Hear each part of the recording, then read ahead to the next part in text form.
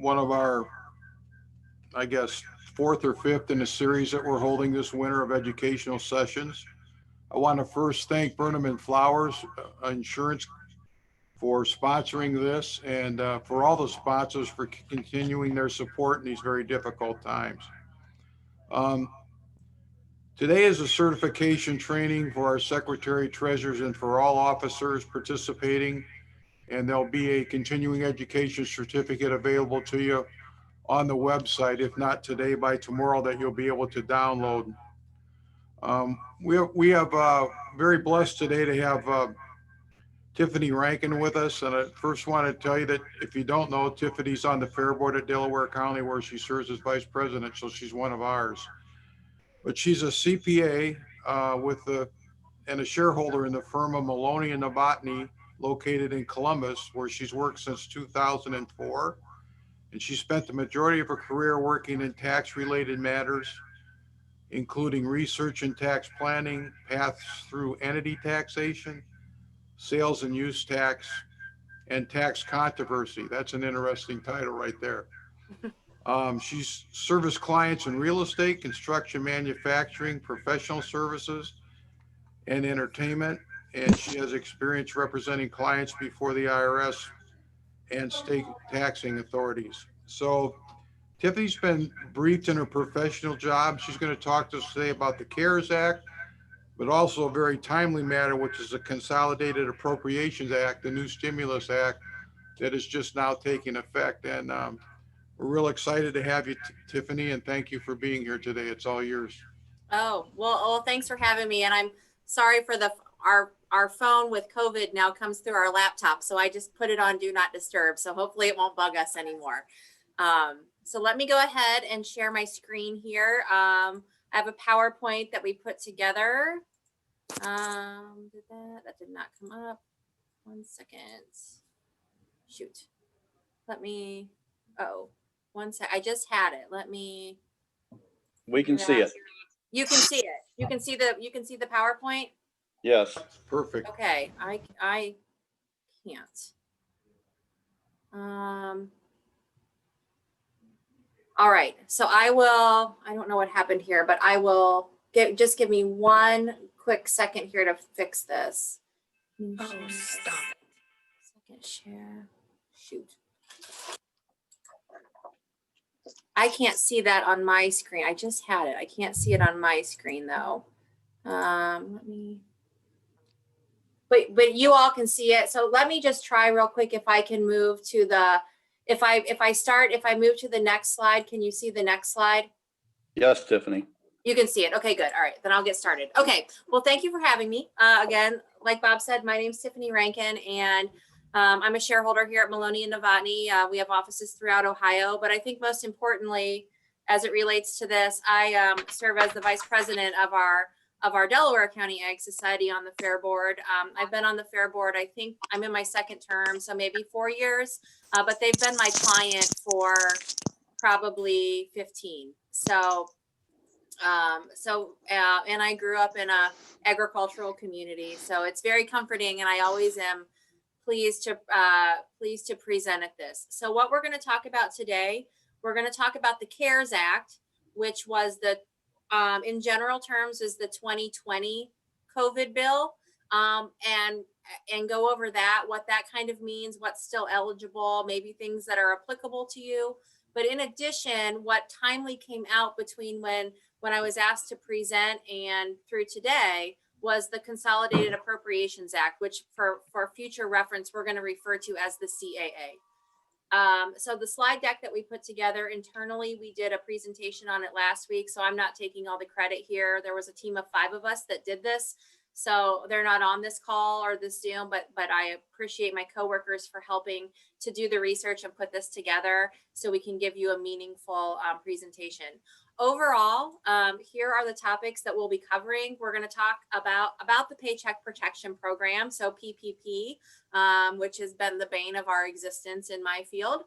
So we're going to talk about PPP, the initial, and we will also talk about PPP 2.0, which actually went live at some banks on last Friday and then most banks today.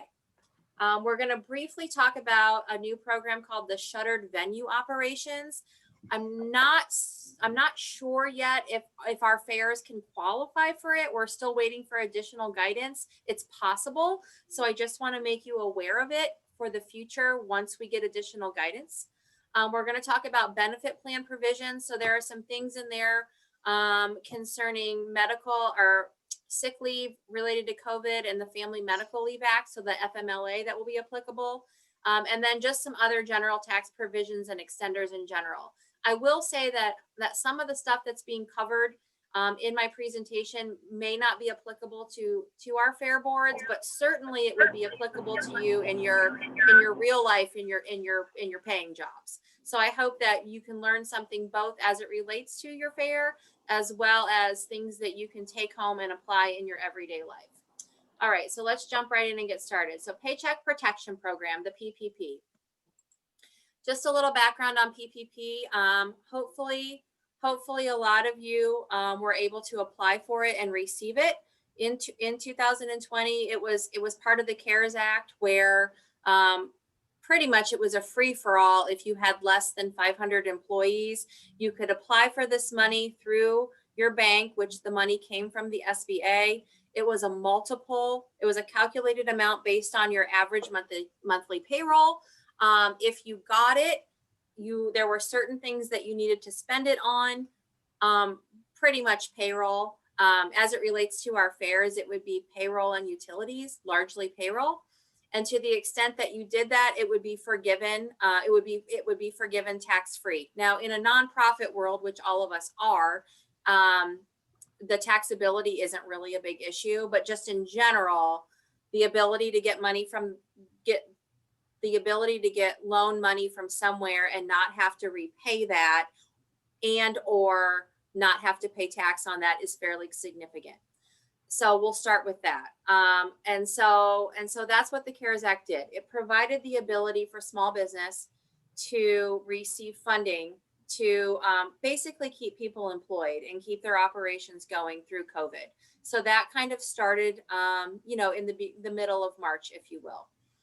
What the CARES Act provided for is that, assuming that you spent your funds on the prescribed expenses that were allowable, the debt would be forgiven, you didn't have to pay it back, and it would not be taxable. All very good things.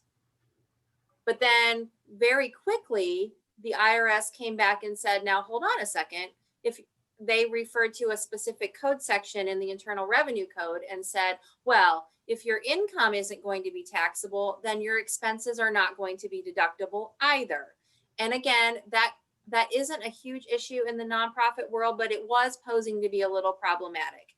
Now, in the tax-paying community, that's a huge issue, that you're getting all this money that you now are not allowed to deduct the expenses for. And so all of us in the CPA profession said, well, certainly that wasn't the intent of Congress to harm taxpayers in that way. But nonetheless, that was what the law said. So up until December 27th of 2020, that's what we were going on. We were that the income was going to be, that the loan was going to be forgiven, not taxable. The expenses associated with the loan were not going to be deductible. And then comes in the Consolidated Appropriations Act, so CAA. That got signed into law on December 27th, 2020. And what that provided were a lot of things. The document was about 5,600 pages. But one thing that it did clarify was that those expenses, those payroll costs and utilities and rent and all the things we use the PPP money for, are now going to be deductible. So first and foremost, that's point number 3 here on the slide. So that was a huge win. That was a huge win for taxpayers, huge win for the economy. And so that was significant. And what we will talk about is PPP 2.0, which is happening now, the second round of funding. The same rules apply there. The income, the loan will not be taxable, assuming you spend it on the right things, and the expenses will be deductible. Our last point here is around basis issues. That has no applicability in the nonprofit world, so I'm going to skip that. Okay, so let's talk about the reopening of PPP, the first draw.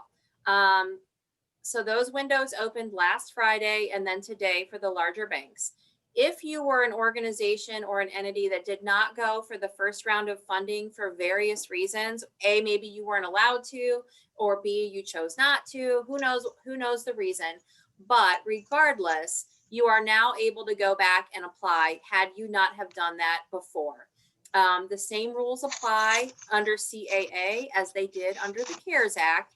You have to have less than 500 employees, and I'm fairly certain that all of us have less. Our fair is one of the bigger ones, and we clearly have less than 500 employees. So I think everybody is safe there.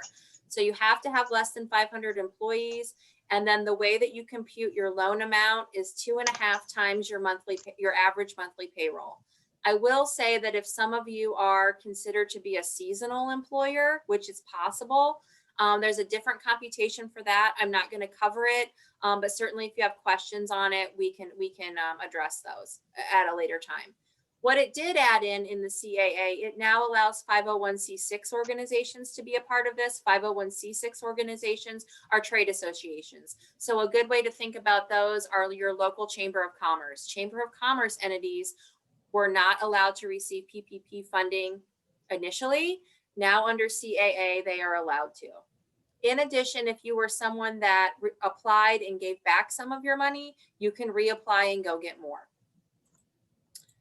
Certainly there are ineligible entities. All the entities that were ineligible in the first place are now still ineligible. All of our fairs, based on what I know, we would all be eligible. The only way in this that you wouldn't be eligible is if you have permanently closed. And so I'm not aware that any of us have done that.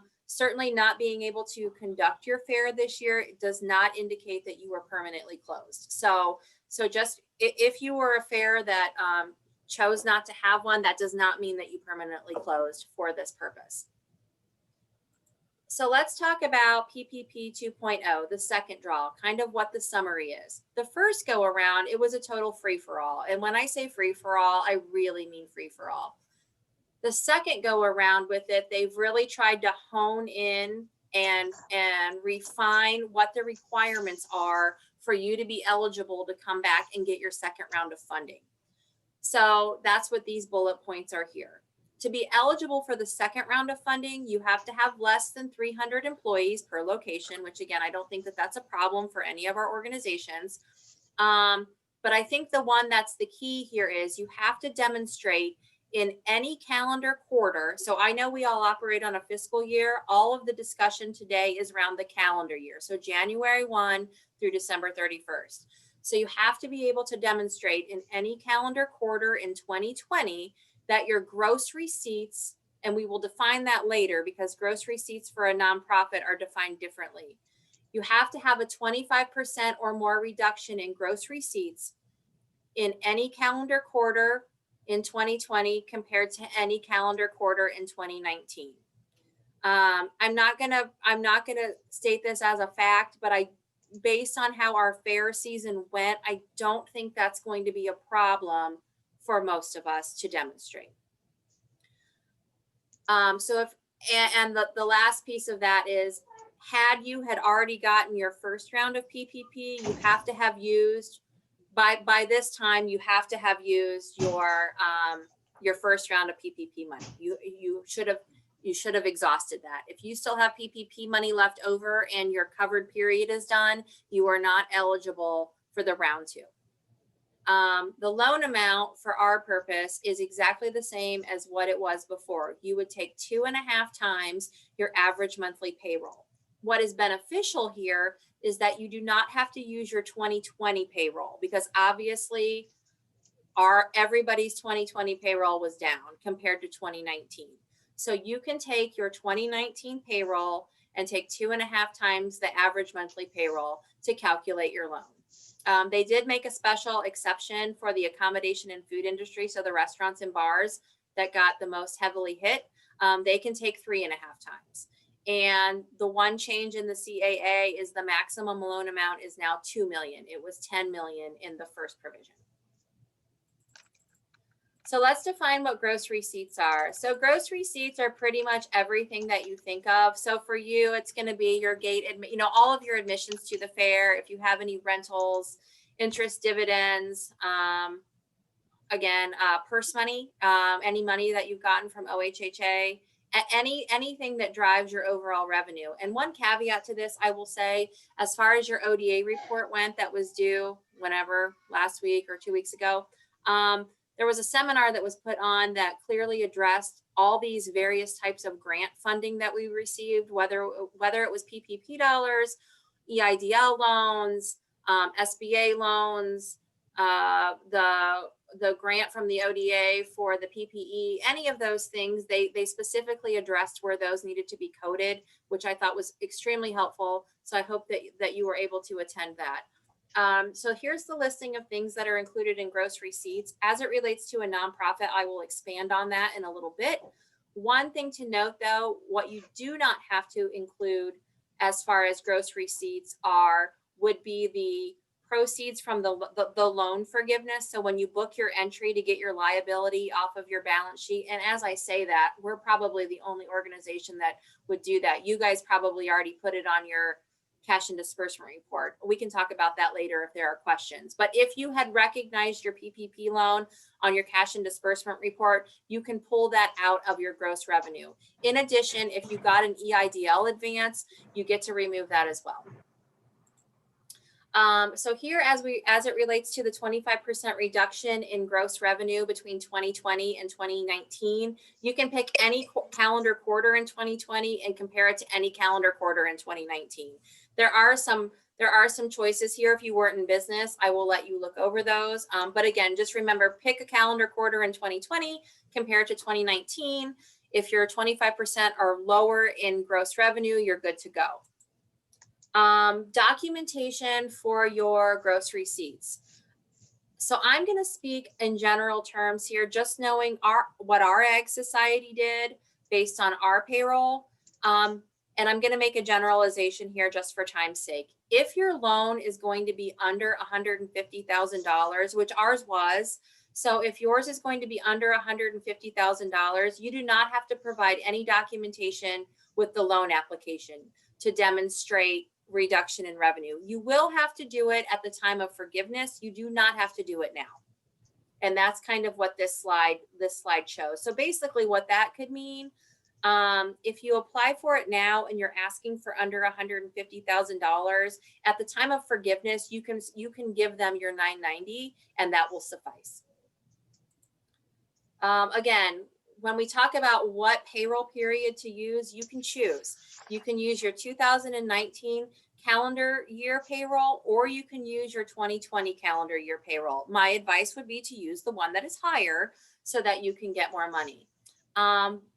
Something else to note here as it relates to this, again, if you are asking for under $150,000 and you are using 2019's payroll and you are using the same bank, you do not need to give them any additional information. I'm not sure all the banks are up to speed on this yet. I'm hopeful by today they are. But again, if you are using exactly what you submitted for your first go around of PPP, you do not need to give them anything else. Now they might have a little blanket form to fill out, but there is no substantiation that you need to give them.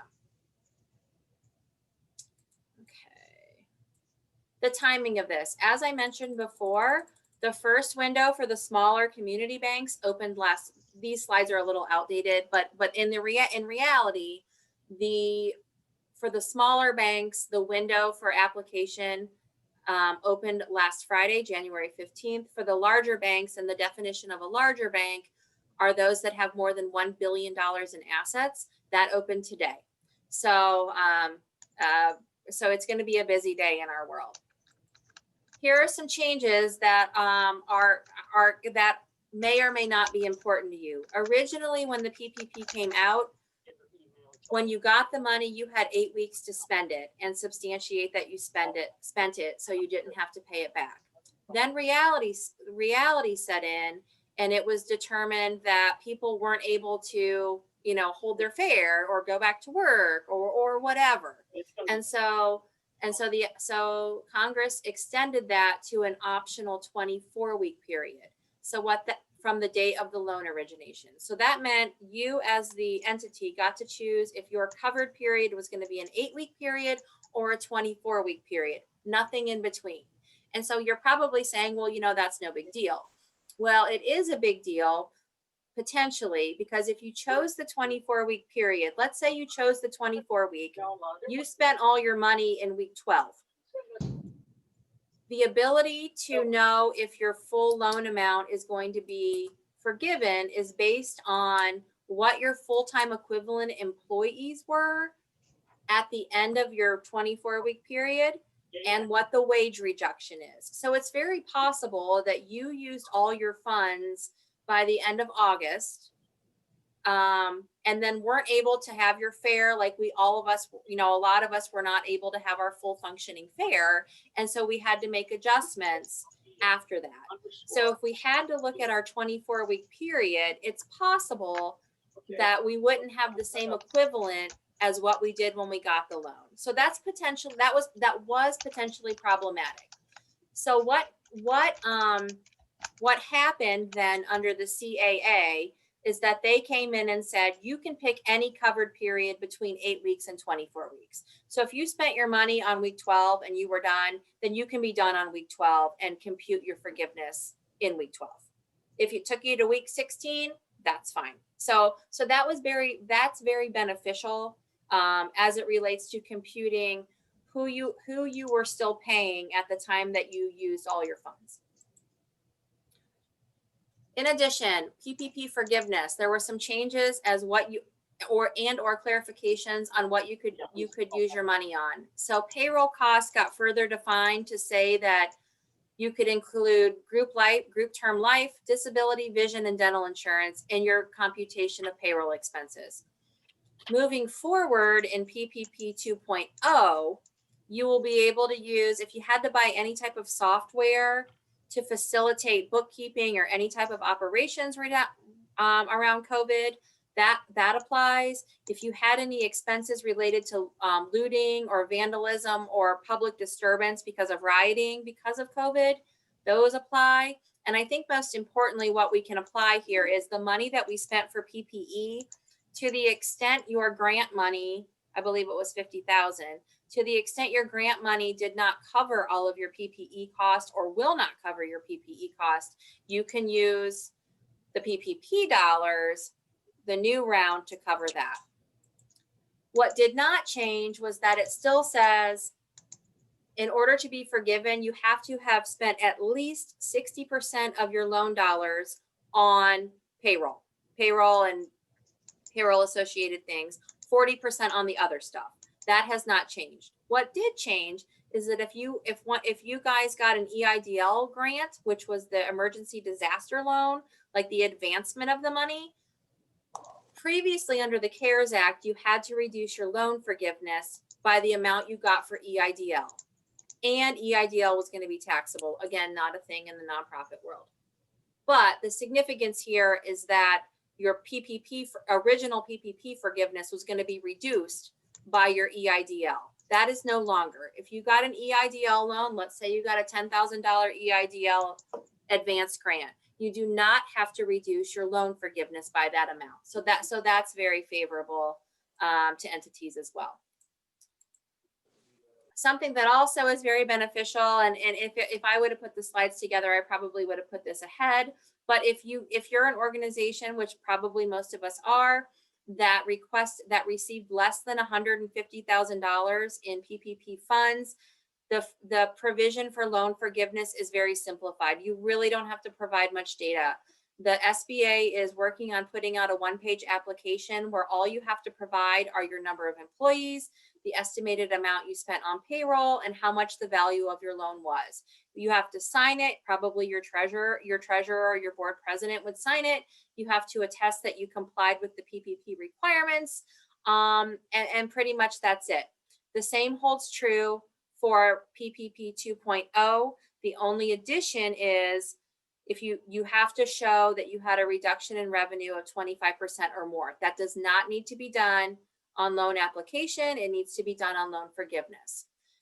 So here's the slide that I want to discuss. It's specific to nonprofits on how we define gross receipts. This may not be an issue for any of you, and I'm not going to get into the code section, but what it says is In addition to the other things listed as gross revenue, your gross receipts also have to include sales proceeds from the sale of investments. So bullet number 3 here, let's take for example that you had an investment that you sold for $1 million. So you had gross proceeds of $1 million. You had a cost basis in that investment of $800,000. So overall, you had net income of $200,000. 1 million minus 800,000 gets you net income of $200,000. Based on what the CAA says, the definition of gross receipts for nonprofits, you have to use the $1 million in your gross revenue computation. So this can be troublesome to organizations who have frequent trading, because you have, even if you maybe didn't make money on that investment, you have to use the gross proceeds component. So this part of the CAA is a little unfavorable because it has nothing to do with operations. I'm not gonna cover these slides. This deals with 501c6 trade organizations and destination marketing organizations. Just know that basically chambers of commerce are allowed to now apply. They were not allowed in the first go around. So that pretty much covers the high level overview of the CARES Act as it relates to PPP and now PPP 2.0. What I'm going to try to quickly cover here in this next section is a new provision, and it is called the Shuttered Venue Operations Grant. And what this does, it targets one of the hardest hit industries as it relates to COVID, which is the entertainment industry. Again, our fair manager, Sandy Kuhn, and myself have been discussing whether or not our fairs qualify for that. I'm not sure that we do. Again, we're still waiting on a lot of additional guidance as to what actually qualifies. But again, as it relates to this, I just want to give you kind of a high level overview so you can be aware of it. This is a $15 billion grant program for eligible venue operations who have demonstrated, again, the 25% or more reduction in revenues in a calendar quarter in 2020 compared to 2019. So who are eligible? Again, it's those in the entertainment industry, and there's a broad definition of that. So it's live venue operators, promoters, museums, movie theaters, talent representatives. Again, just a litany of those tied to the entertainment industry. Again, in order to qualify, you had to have been fully operational before COVID, which they define as February 29th of 2020. You had to have had that reduction in gross earned revenue of 25% or more in one calendar quarter in 2020 compared to 19. You have to now be in operation or intend to resume your operations. And then there's a list of venue requirements that you have to meet. I think for me, that's maybe one of the sticking points that I'm not sure our fairs qualify for. But I just wanted to note it. I think the important thing here, though, is you can't get PPP money and shuttered venue operations. So if you get one, and that's why it's bolded here, if you get one, you cannot have the other. There are several types of entities that are not eligible to receive the shuttered venue. One that might be applicable to you is if you receive 10% or more of your gross revenue from the federal government in 2019, you are not eligible. The one, though, that I think is the most applicable is bolded down here at the bottom. If you're receiving a PPP loan after December 27th of 2020, you are not eligible for the shuttered venue grant.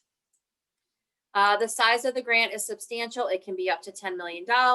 It is based on a level of your revenue loss from 2020 or it's based on a level of revenue in 2019. So the first go around, the initial grant, it's 45% of your 2019 revenue would be your grant amount. There is also the ability for a supplemental grant, which would be determined after Q1 of 2021. You can go back and look at it and compare it to Q1 of 19. If you continue to still suffer and have a reduction, there is a possibility for additional funding. In addition, there's a priority of disbursement as it relates to these funds. So basically they're saying, we want the hardest hit people in this industry to get the money first. So the criteria for that is laid out here. So there's kind of a succession and a priority scale of when you can apply and get the distribution. What can the funds be used for? Pretty much the funds can be used for the same things that the PPP money can be used for. For the initial grant, the first go around, you can retroactively reimburse yourself from March 1st of 2020 on applicable items that you were out of pocket for, and you can take it all the way through the end of December 31st, 2021. If you are eligible for the supplemental grant, you can spend that on costs incurred through June 30th of 2022. All right, so that was, again, just a really high level of the shuttered venue grant. Moving on now to the benefit plan provisions as it relates to the CAA. The CAA and also as it related to the CARES Act. So one of the components of the CARES Act was the Family First Coronavirus Response Act, the FFCRA. This got passed into law, again, with all the others in the middle of March of 2020. And what this did, it put in new requirements for sick leave and family and medical leave. So I'm going to spend most of my time on the sick leave, and we've spent a lot of time at our fair understanding what the actual rules are around this, because there's a lot of conflicting interpretations. As it relates to sick leave, whether or not you had a sick leave component in your employee handbook did not matter. As it related to COVID, every employer that had under 500 employees, which would be all of us, was required to implement sick leave, paid sick leave, as it related to COVID. So I'm going to spend just a little bit of time. I don't know if I have that in another slide or not. So I'm just going to go over it quickly and maybe we'll touch on it in another slide. So basically what it was, if you had an employee that was affected by COVID and required to quarantine from a medical professional, whether it was they had COVID themselves or for whatever reason, a third-party medical provider told them that they had to quarantine for 14 days, you as their employer are required to pay them up to 80 hours of sick leave. There's a lesser component of that if you had an employee that was required to stay home and could not work from home because they were caring for somebody with COVID, you also had to pay them sick leave up to 80 hours. And that could be caring for a family member, but probably more realistic and more importantly, that would be caring for a child that could not go to daycare or could not go to school because they were shut down because of COVID. The family and medical leave expansion, so that would be FMLA. If you had less than 50 employees, you were not required to abide by this. You certainly could, but you were not required to. So we'll talk about this in the next couple of slides, but as it related to being required to pay sick leave to those COVID affected employees, it wasn't that you lost out on the money. You were able to get that money back in your payroll tax filing. So you, in essence, were fronting the money, but the federal government was going to give it all back to you.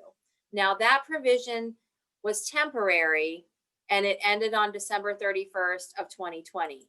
However, under the CAA, they did not extend the mandatory nature of the sick and family leave mandate, but they did make it optional. So if you so choose, you can continue the sick leave program through March 31st, 2021 and get the refundable provisions, the money refunded to you on your payroll tax return. Again, not required as it was in 2020, but you may voluntarily do that. So you're saying, okay, well, how much is that? So down here on the last bullet point, the tax credits, for those that are required to pay the sick leave component, it is the lesser of what that employee would make on a daily basis, or $511 a day. So the maximum amount that would need to have been paid via sick leave is $5,110. So that's $511 for 10 days. So that's 80 hours. Certainly, if you pay your employees less than that, you only have to pay them up to what you normally would compensate them.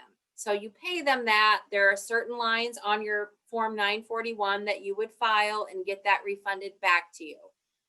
On the sick leave where you're caring for another person, it's a lesser dollar amount. I believe it's up to $200 a day for the 80 hours. Same with the Family and Medical Leave Act. If you so chose to implement that, that is a 12-week program. And that is up to $200 a day for a maximum of $10,000 per employee. Okay, now we're going to get into a few things that probably don't affect your fare, but just might affect your profession or just your personal life or just general working knowledge that would be beneficial. If you have a qualified retirement plan in place previous to COVID, if for whatever reason you had a reduction of a certain level in your plan participation, it would require the plan to partially terminate. And what that means is everybody that's in the plan would be 100% vested. Normally that isn't an issue, but certainly during COVID times when people aren't working, it's very possible they choose not to participate in a plan because they need the money.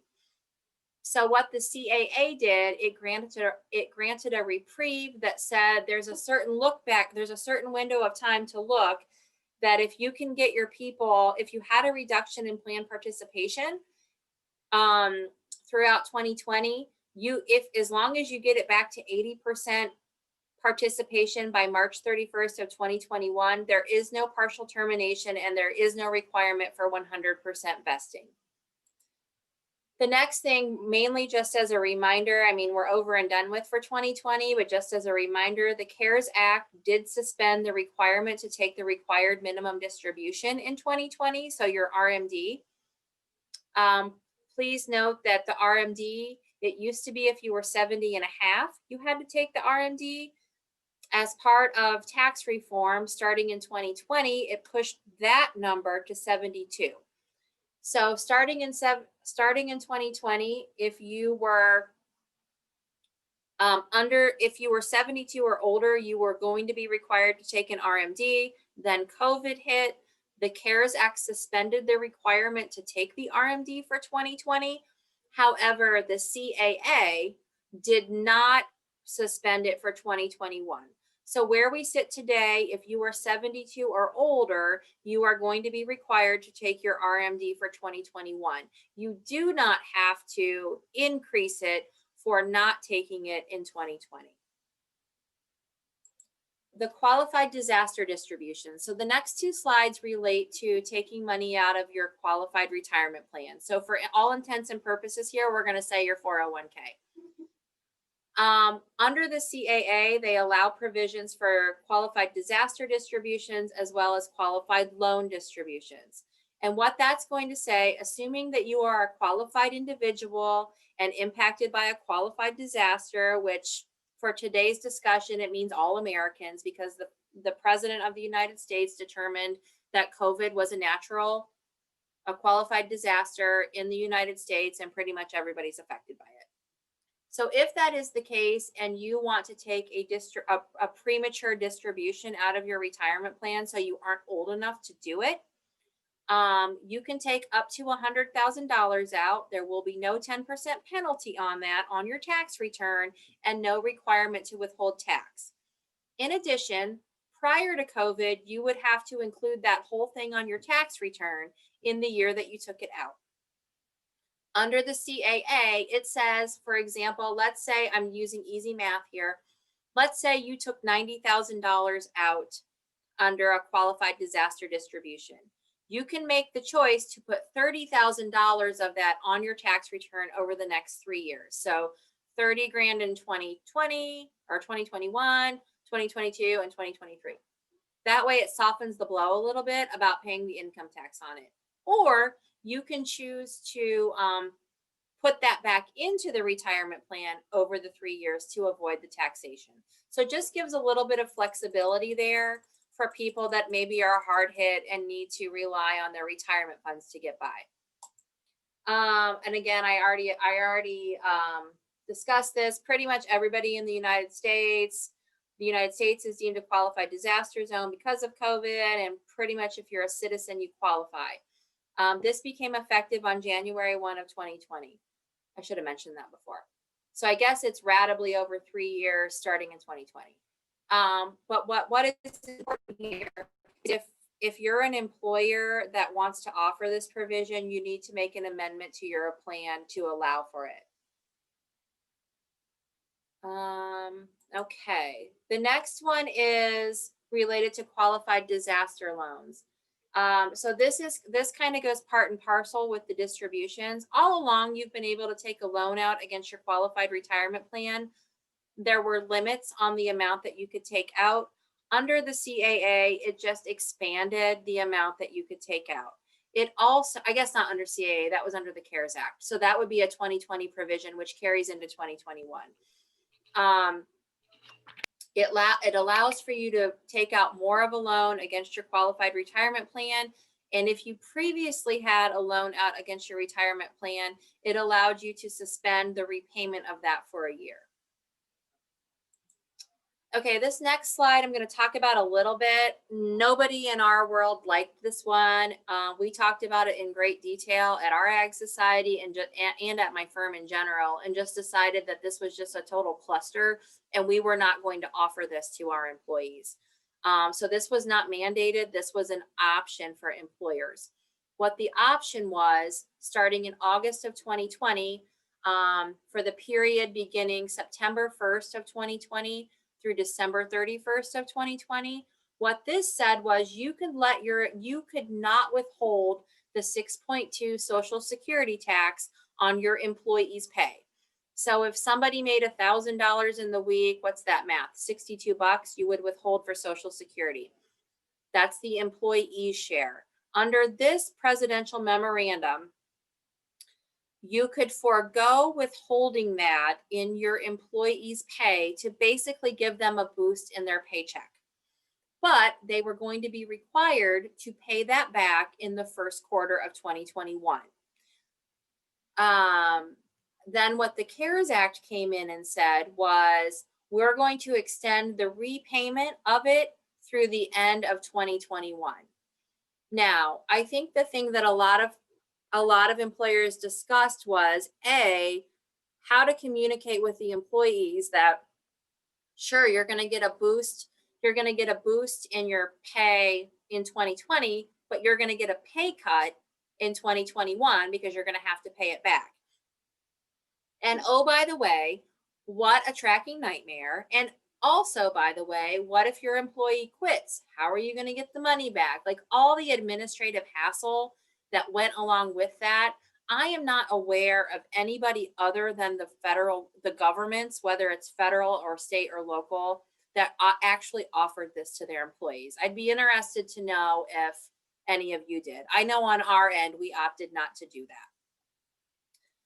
Moving on to flexible spending arrangements. If you offer that at your fair or if you have that in your job, remember, a flexible spending arrangement is a pre-tax benefit where you can put money into an account to use for medical expenses or dependent care expenses or what have you.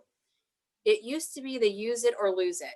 And on losing it, you lost it if you could carry it over to the next year, but had to spend it by March 15th of the subsequent year.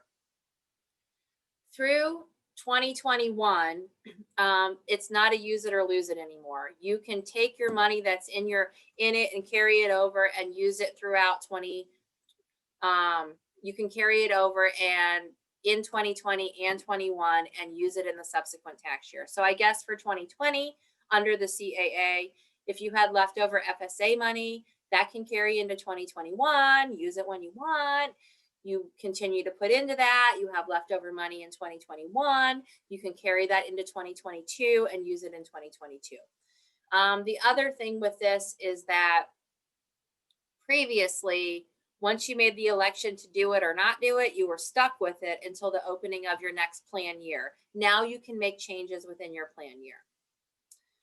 Okay, this next one I do want to spend a little bit of time on because I'm hopeful that it's going to be beneficial to your fair or to your business in general. It's the employee retention credit.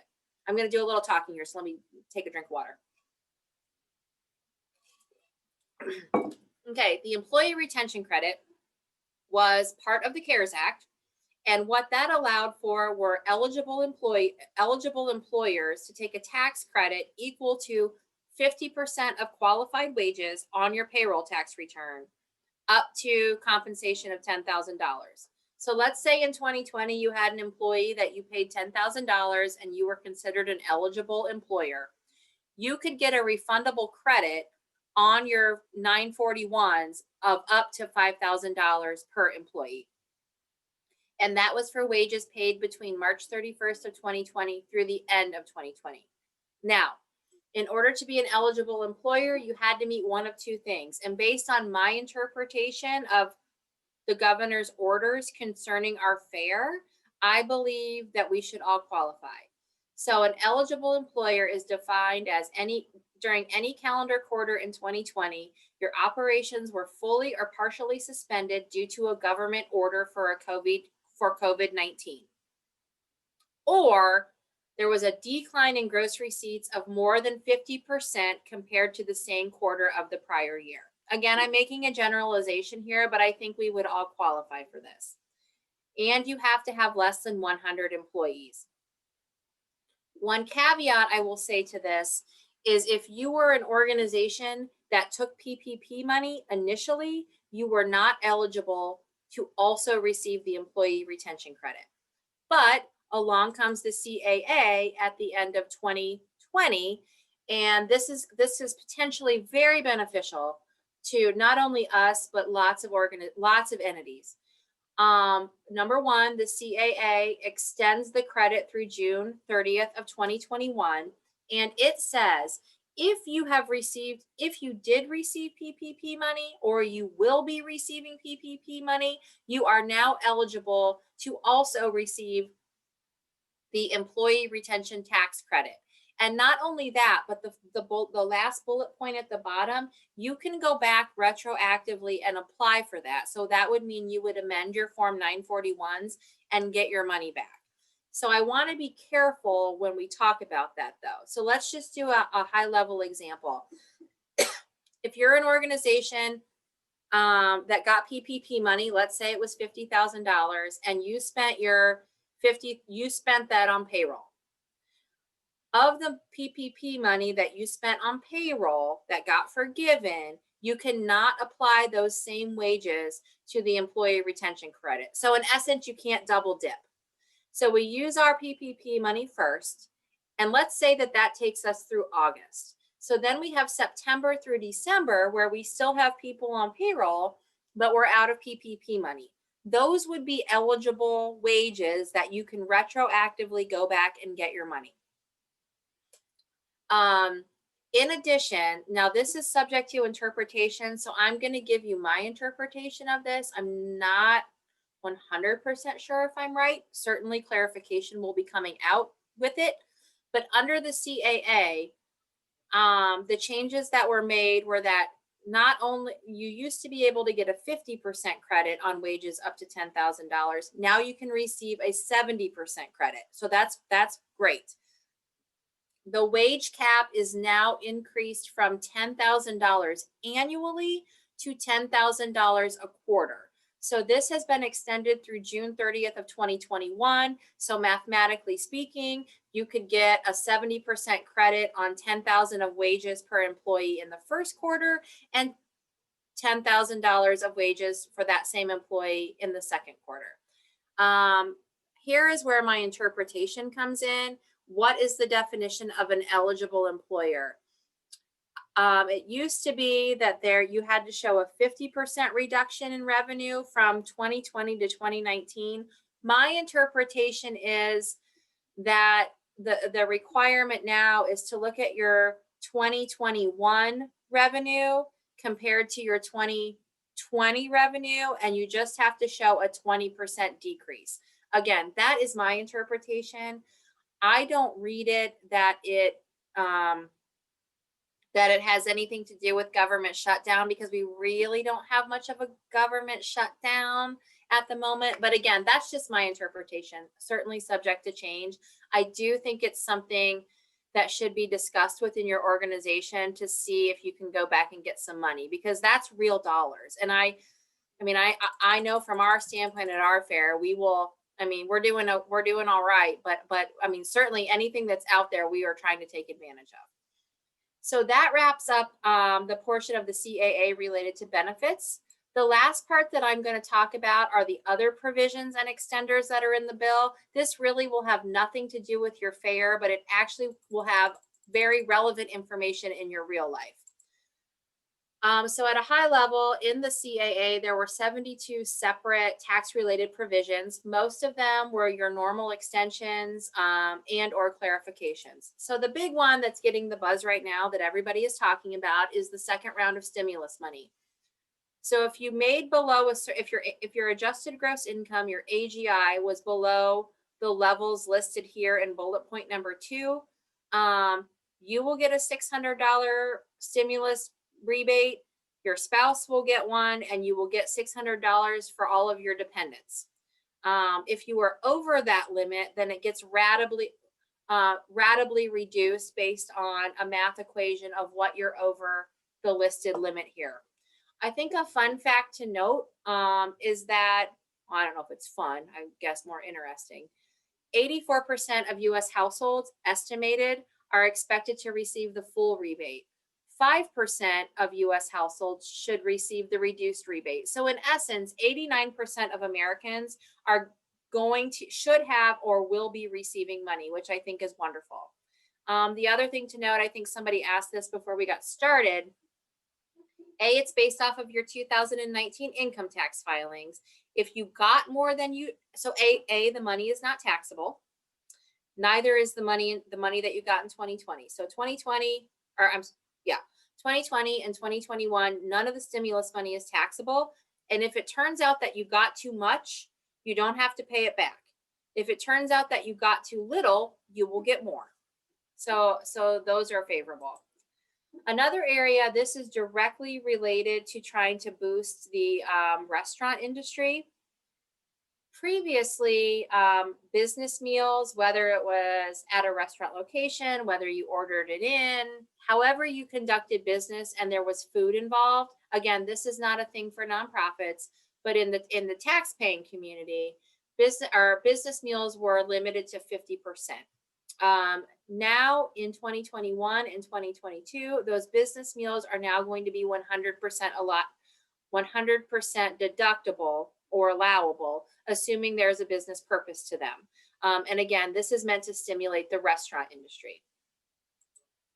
A couple of individual provisions. Back when we had tax reform a couple years ago, 2018, I believe, if you recall, it took the standard deduction from here and made it here. So lots of people, most tax-paying citizens now take the standard deduction. They do not take the itemized deduction. So what that means is, even if you're charitably minded, which is wonderful, and we should all be charitably minded, if you took the standard deduction, your charitable contributions were not deductible.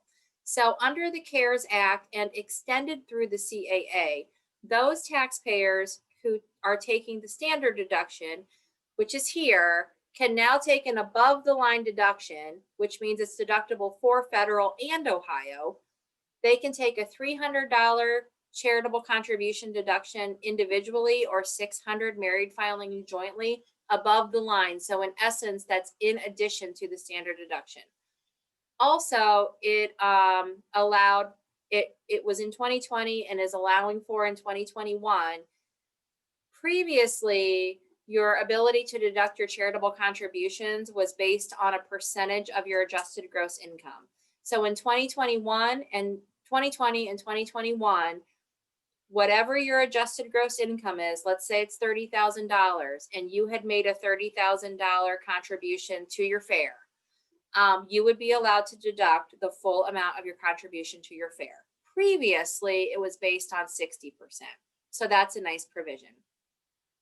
If you are a teacher, you probably know as well as I do that you get that $250 deduction on your tax return for school-oriented expenses. Included in the definition of your school expenses now are supplies that you purchased for PPE. So if you had to buy stuff for your classroom in order to make it safe to teach and have your students come back, which, oh my gosh, I would love if my son could go back to school, side note. But if you spent money on that, that is also eligible to throw in the bucket for the $250 above the line deduction. In addition, under the previous tax reform, depending on your age, your medical expense deduction was limited to either 10% of AGI or 7.5% of AGI. It has now been made permanent that it is back to 7.5% of AGI. Qualified mortgage insurance premiums are now deductible through 2021. If you're a parent that has children in college or you're in college yourself, you're eligible for the American Opportunity Tax Credit or the Lifetime Learning Credit. There are phase outs associated with both of those based on income. They have now consolidated the phase outs into one phase out. If you are an employer who pays for some of your employees' loans, student loans, that got extended through 2025. So you can pay up to $5,200 of your employee's student loans and the employee not be taxed on it. And lastly, the non-business energy property provision. So if you put new windows in, you put new doors in, you did some insulation, all of those things, that credit got extended through 2021. So these were just a lot of lingering things that were out there that as part of the CAA, they threw in and gave another year for. So that puts us close to the hour. Here's my contact information. Should you have any questions, I'm certainly happy to answer any to the best of my ability, answer questions now. But thank you for participating in this, and I hope it was beneficial. Tiffany, this is great information. Thank you so much. We do have a question that I think maybe you could hit on again. I know you talked about this, but the question is, how do we have to include the 50,000, or I assume the 15,000 of CARES money the fair's got? Could you go over that again briefly? How that 50,000 affects the, I guess it would be the second draw and also the new act? Are we talking about the ODA money, or if you got money the first go around, how do you get money the second go around? I'm not sure what the question didn't itemize that, but I think that 50,000 in CARES money, not the capital bill. Okay. Yeah. Okay. So The question specifically asks, does it have to be included? Included in what? I'm assuming the income calculations for the. Oh, no, you can, so if you got PPP money, the first go, so in an example, let's say you got $50,000 of PPP money through the SBA in the first round, and now you're going back to the second round, you do not have to include that $50,000 PPP money in your revenue calculation. But I do believe you need to, any other form of support, whether it's the ODA grant or what else? Any other type of money that you received from some governmental source, I do believe that you have to include. It only specifically said you do not have to include your first round of PPP money, and your EIDL money in the computation. But as we talk about that, I think I want to as I'm thinking about this as it relates to all of you other than our fair, because we're the only ones that don't report like everybody else. If I think about it, you all report on the cash and disbursement basis. And so if you received any type of loan, I don't know if you did. We applied for the SBA loan, which we were all eligible to do. I do believe if you applied for and got an SBA loan associated with all of this CARES Act, I know you would report that as income on your ODA report. I do not think that would, I do not think you have to count that as gross receipts in the computation of PPP, because in the definition of what gross receipts actually are, loan proceeds are not gross receipts. So I think I should clarify that a little, because ag societies, based on how you report, are a little bit of a different animal. I hope that makes sense. Yeah, I think the question is more specifically the $50,000 or $15,000 junior fair stipend that we received. Yeah, I believe, at least as it relates, so the CAA is a federal bill, right? And so it did not address state, since this is a federal program. I do believe that your gross revenue will need to include Morgan, the stipend. And we're getting questions. Would it be possible to, for say maybe the OFMA to get your PowerPoint and put it up where all the fairs could access it on our site? Sure. Is it okay if I Bob. I just send it to you, Bob? Bob, I'm gonna post that. Bob, I'm gonna post that on our homepage. Okay. Yeah, so I'll send it to Copy, Bob. Howard. Yeah, I'll send it to Howard and he'll get it posted on various sites, one of which is the OFMA homepage.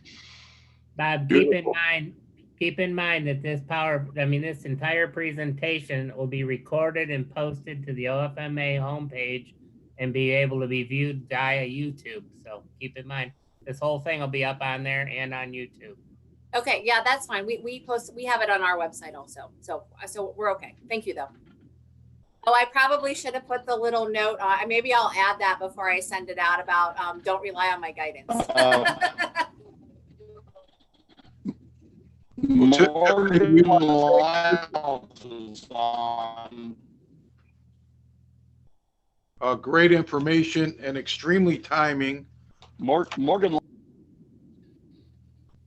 And certainly couldn't be hotter off the press than your information on the new act. So we thank you for that.